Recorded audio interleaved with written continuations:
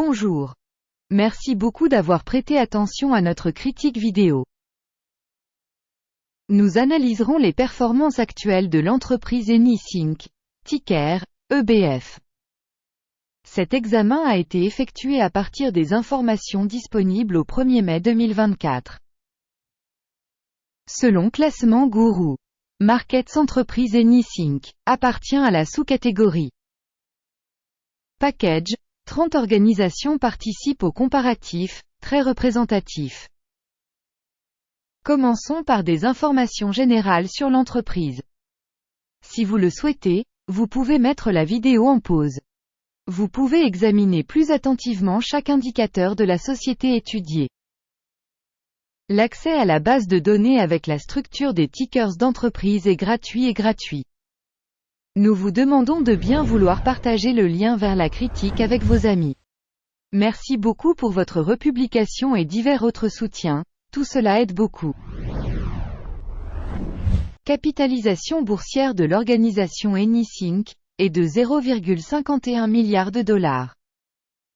Avec une capitalisation boursière de la sous-catégorie de 182 milliards de dollars. Eni Inc. représente une part de 0,283%, c'est l'une des très petites entreprises de la sous-catégorie.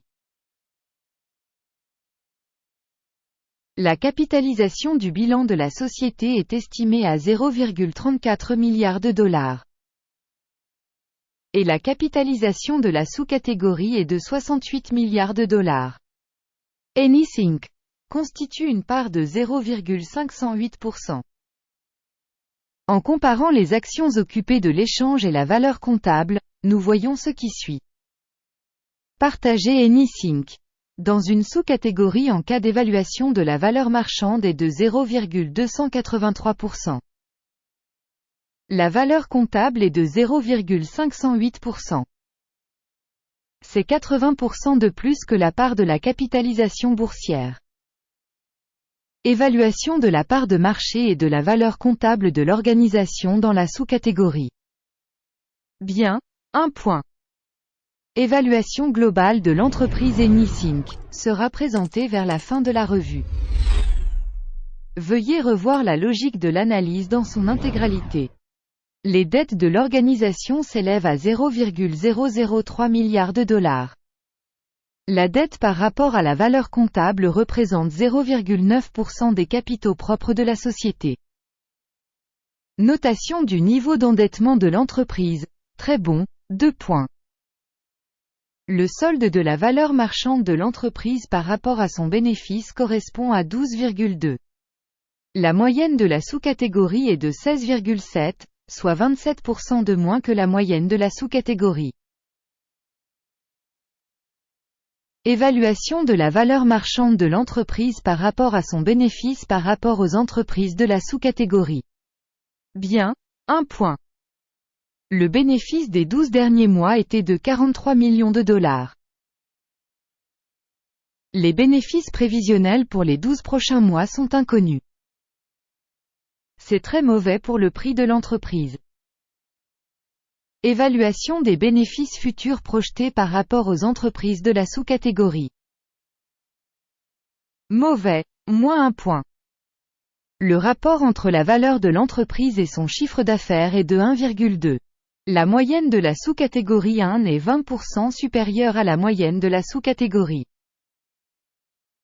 Évaluation des ratios valeurs boursières, revenus par rapport aux indicateurs de la sous-catégorie.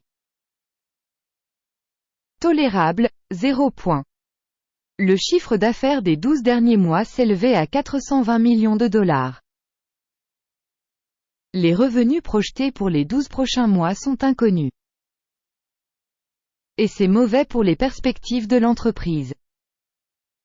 Une évaluation des volumes de ventes futures estimés par rapport aux indicateurs de la sous-catégorie. Mauvais, moins 1 point. La marge commerciale est de 10,1%, avec une moyenne pour la sous-catégorie de 5,9%. La différence entre la moyenne de la sous-catégorie et la performance de l'entreprise est de 4,2%. Évaluation de la rentabilité par rapport aux indicateurs des entreprises de la sous-catégorie. Bon, 0,5 points.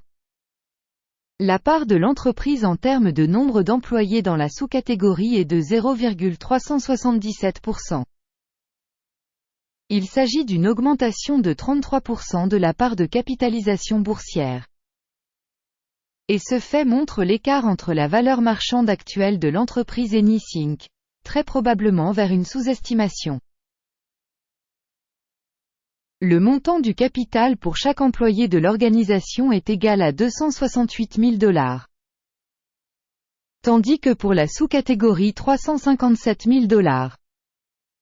La différence entre la moyenne de la sous-catégorie et la performance de l'entreprise est de 24,9%. Estimation du montant du capital de l'entreprise par salarié par rapport aux indicateurs des entreprises de la sous-catégorie. Bon, 0,5 points. Le montant du bénéfice par employé est de 22,2 000 $. Avec une moyenne dans la sous-catégorie de 21,3 000 $. La différence entre la moyenne de la sous-catégorie et la performance de l'entreprise est de 4%. Estimation du profit par salarié par rapport aux indicateurs des entreprises de la sous-catégorie. Bon, 0,5 points. La part des revenus par employé de l'entreprise est de 219 000 $. Par sous-catégorie 361 000 $. La différence entre la moyenne de la sous-catégorie et la performance de l'entreprise est de 65%. Estimation du volume des ventes par employé individuel par rapport aux indicateurs des entreprises de la sous-catégorie. Tolérable, 0 points. Le volume des transactions de vente correspond à 2,3%, avec une moyenne pour la sous-catégorie de 2,4%. Il s'agit d'un indicateur de compression courte.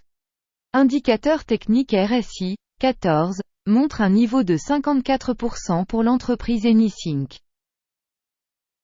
Alors que dans la sous-catégorie, le niveau RSI, 14, est de 51%. En moyenne, les actions de la sous-catégorie ont une valeur approximativement égale à celle des actions de la société Eni Inc. Comparez l'évolution du prix des actions d'une entreprise Eni Inc. et société de sous-catégorie. On voit que sur les 12 derniers mois le stock Eni Inc. a montré un changement de 2,4%. Par rapport à la dynamique des prix pour la sous-catégorie de 10,4%. Cela n'indique certainement rien, mais vous devez en tenir compte. Le résultat global est le suivant. 3,5 sur 10 points. Le score moyen pour la sous-catégorie est de 0,1 point. Si vous regardez de manière très large, sur le marché en général. À noter que la note moyenne sur l'ensemble du marché est de 0,3 points. Contre une note de 3,5 pour l'entreprise Eni Inc. Regardons le tableau des commandes, il est à votre disposition. Le lien est dans le commentaire épinglé.